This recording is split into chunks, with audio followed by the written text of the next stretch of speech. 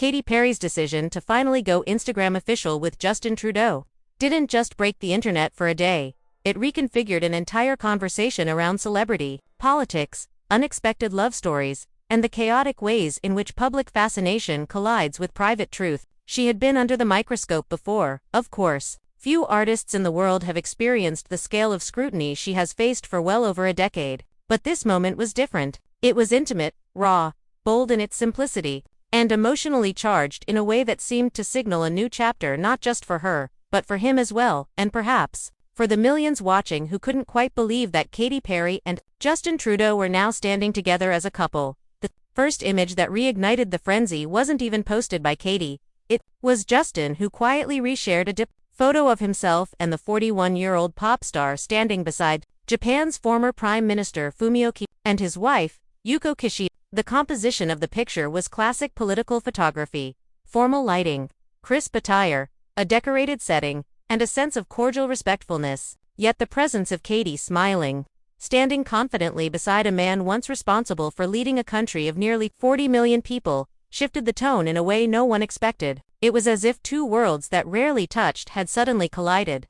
Merging under the warm glow of Christmas lights in Tokyo, the image spread quickly. Fans reposted, tabloids dissected, analysts speculated, comedians joked, and social media commentators found themselves caught between disbelief and intrigue. But alongside the excitement came criticism, sharp enough to overshadow the diplomatic elegance of the meeting. Katy's choice of outfit, an olive miniskirt paired with a matching cropped jacket, sheer tights, black boots, and a simple black top ignited a firestorm online. To many, it was just a stylish ensemble. To others, it was a violation of some unspoken dress code that exists only in the imaginations of those who guard tradition more fiercely than compassion. Within hours, her comments section filled with remarks that were judgmental, patronizing, and at times downright cruel. Miniskirt is definitely not appropriate for that kind of event. One user complained with the certainty of someone who believed they were personally responsible for the integrity of diplomacy. Another asked, almost demanding an explanation, didn't they tell her how to dress for this occasion? Others took the route of sarcastic disbelief. That's what she wore. While a few went straight for personal critique, offering unsolicited advice, like, can she get a fashion advisor? The short skirt and the boots. No. None of this was unfamiliar terrain for Katy. She had survived worse. The public had critiqued her hair, her weight, her music, her videos, her love life, her parenting, her political opinions, and her creative choices. She had been labeled too provocative, too strange, too bold, too boring, too political, too apolitical. The contradictions never ended. But if her years in the industry taught her anything, it was the art of emotional filtering. She had learned to distinguish between valid feedback and the background noise of digital outrage cycles. And so, while the world debated her hemline, Katy carried on with her day, focusing instead on the moments that mattered: her partner, their shared experiences, and the small joys of being alive in a beautiful country during one of its most picturesque seasons. Her response to the backlash was subtle but powerful. Instead of posting explanations or apologies or fireback responses, she shared something softer. A selfie, a peaceful, quiet, unguarded selfie taken during a morning stroll through a Japanese park. In the picture, she leaned gently into Justin, who stood close beside her. Their bodies angled toward one another in a way that communicated familiarity and comfort. The autumn colors swirled around them, leaves in shades of red, gold, and amber forming a natural backdrop that softened the entire scene. Katy's eyes carried a calm brightness, while Justin appeared relaxed in a way that people seldom saw during his years in office. This wasn't a statement. It wasn't a performance. It was simply a glimpse into a relationship that had been quietly developing behind the scenes, beyond the reach of flashing cameras and political expectations.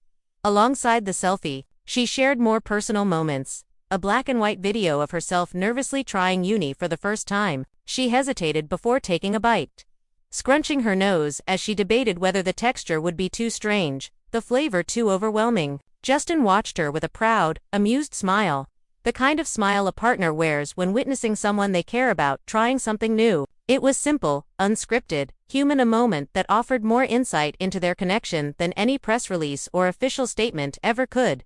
Justin, meanwhile, remained characteristically composed. He didn't address the backlash directly. That was never his style. Instead, he approached it with the quiet dignity that had defined many of his years as a public servant. He shared the Kushida photo again, this time with a caption that blended diplomacy, gratitude, and subtle affection. "Great to see you, Kushida, duatti ganol. Katy and I were so glad to have the chance to sit down with you and you." The phrasing was deliberate. Not Katy Perry. Not my partner. Simply Katy. Soft, familiar, personal. Then he continued with a message of respect toward Kushida, thanking him for his commitment to international cooperation and a better future for all.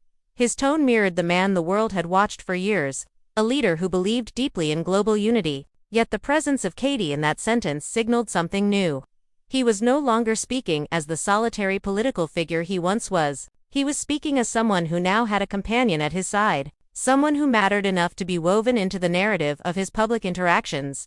Still, the curiosity around how this unlikely romance began only intensified. People speculated wildly. Did they meet at an international event? Did mutual friends connect them? Did their paths cross years ago and only recently reconnect? Everyone wanted an origin story, something cinematic and improbable enough to match the uniqueness of the pairing. But origin stories are often far simpler than the public imagines. They can begin with a shared moment backstage, a brief conversation at an event, a message exchanged in a moment of vulnerability, or a simple spark that neither person expected.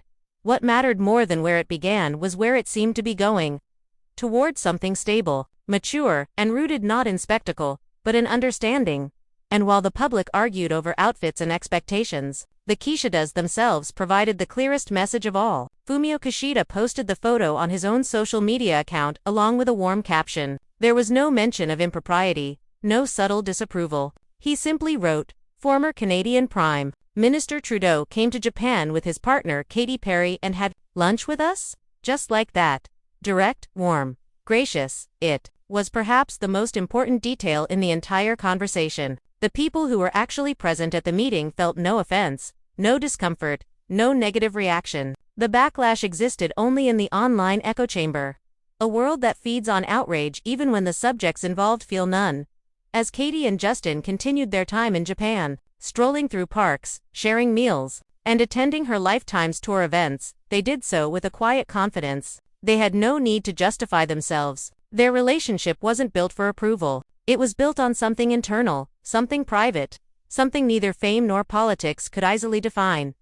Their connection, in many ways, made sense. Katy, with her resilience, her humor, her emotional intelligence, her ability to balance public life with private depth. Justin, with his empathy, his global perspective, his sense of duty, and his desire for genuine human connection after years of political turbulence. They were two people who had lived through intense public pressure, heartbreak, professional reinvention, and the exhausting weight of being constantly watched. In each other, they likely found a rare thing, someone who understood that burden.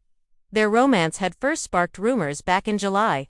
Shortly after Katy's split from Orlando Bloom became public. People questioned the timing, the compatibility, the dynamic. But relationships don't follow the timelines audiences expect. Heartbreak does not operate according to public schedules. Healing happens privately, slowly, invisibly long before the world catches up.